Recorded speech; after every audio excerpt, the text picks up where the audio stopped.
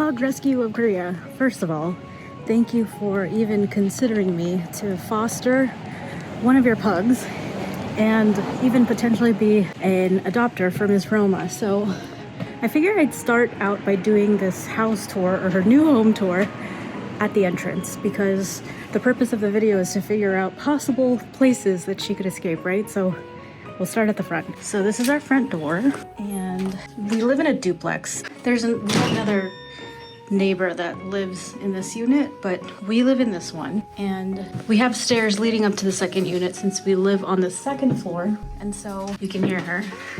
I'm just coming back from running some errands. So hi, Miss Roma. Say hi. I know.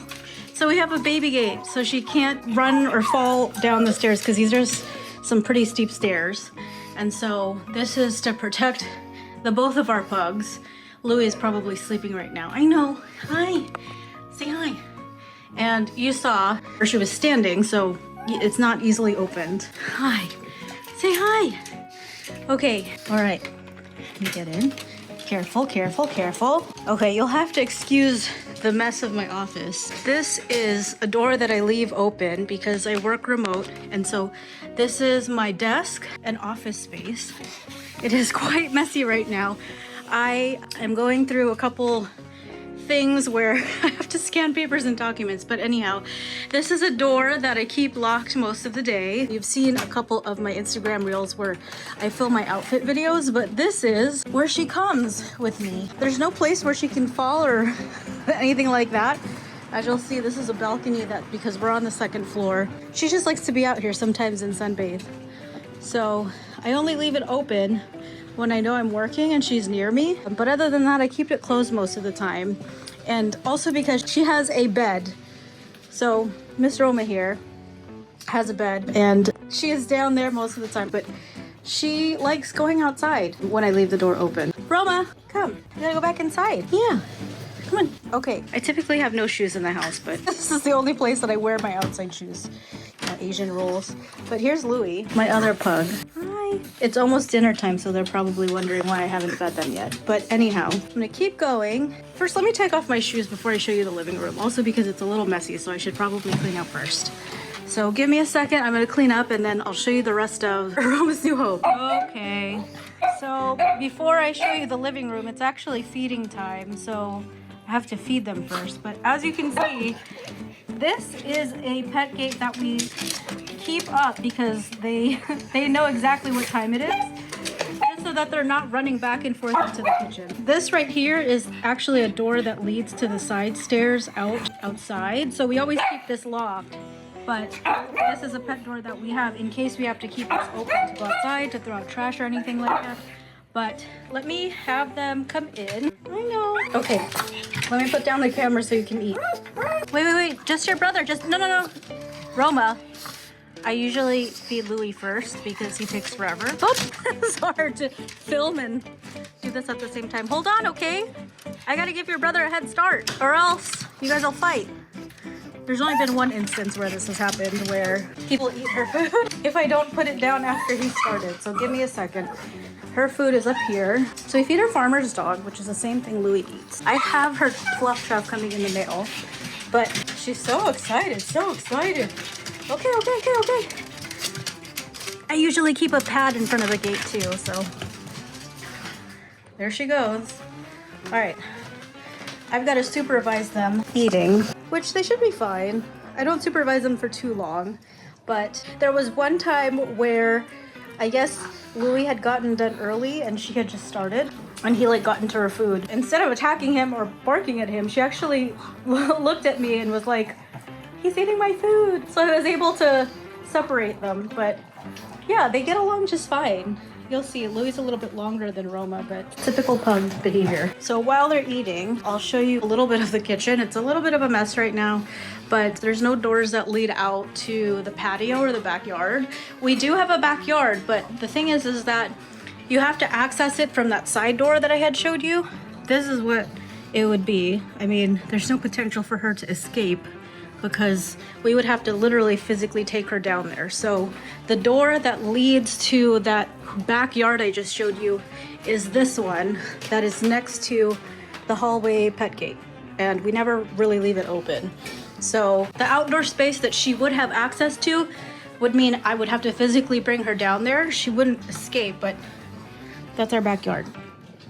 And then I will show you the living room area after they're done eating. All right, well, they've had dinner.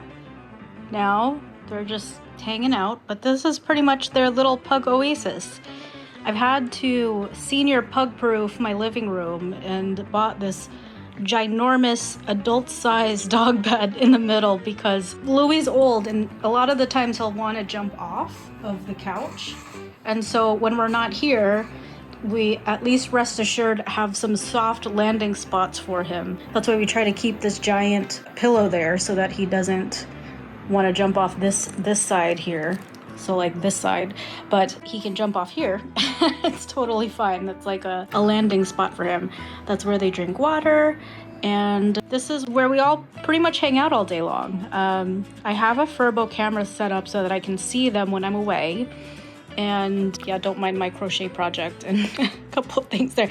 I keep a crochet project there because Louis tends to like to smell projects that I'm working on, and he ends up falling asleep in the corner a lot of the time because it smells like me. And when my husband's at work, we put like our house clothes and our sleeping clothes from the bed on this adult-sized dog bed because they usually like to lay on it. But this is where we are. This gate leads to another room that the door won't close so that they don't have access going into there. We keep that up. And then this is to where my office was, what you saw earlier. Here's my little Furbo camera where I can see them. And the other gate is located right here. Don't mind my laundry. This is what leads out into the kitchen. So technically I have fenced in this place so that I have all eyes on them at all times of the day. I mean, my Furbo can even catch, it's pretty wide angle lens, so it'll catch them underneath the table, which they sometimes are. But most of the time they're on the couch on this giant adult-sized dog bed. So that's it. That's really where we all hang out. I guess the last part of the tour, I'll take you upstairs to where they sleep, which is on the bed with us. You're gonna laugh when you kind of see the situation up there. But this is actually the closest that they'll get. They don't like to snuggle with each other yet, but for the most part, they'll just be around each other. And I think Louis probably has early stages of dementia because he'll do things like this where he'll stand or sit in a place and just kind of be. Sometimes you'll be forgetting why he's there. So yeah, that kind of happens when you're 13, I guess. You're a 13-year-old, huh, Louis? That's how they hang out. They are next to each other, and she'll let him be there with her. As you can see, they don't go at it, but they coexist, and we love that. Okay, so now I'm going to take you to where we sleep. So we do have stairs that lead up to our bedroom, and don't mind the mess, but this is our attic. But we sleep up here, and what I was explaining earlier is that we do have guardrails for the bed. So quick story time. When Louis was, I think about 12, this was like the end of last year into the beginning of this year, he fell off of the bed, and that was kind of my fault because I had slept in and he wanted to get down and eat. And the thing is he got a little too antsy, and when I was carrying him off the bed, as we usually do, he jumped over my shoulder. And so he suffered a really bad injury. To the point where we were on a wait list for him to get his surgery, which is why he has this eternal tongue hang. They resectioned his jaw, removed this part of it, and so now he can't really put his tongue back in his mouth, which is why he looks like that. But to make sure that it didn't happen ever again, I went on Facebook Marketplace to look for solutions for the bed where he wouldn't fall off.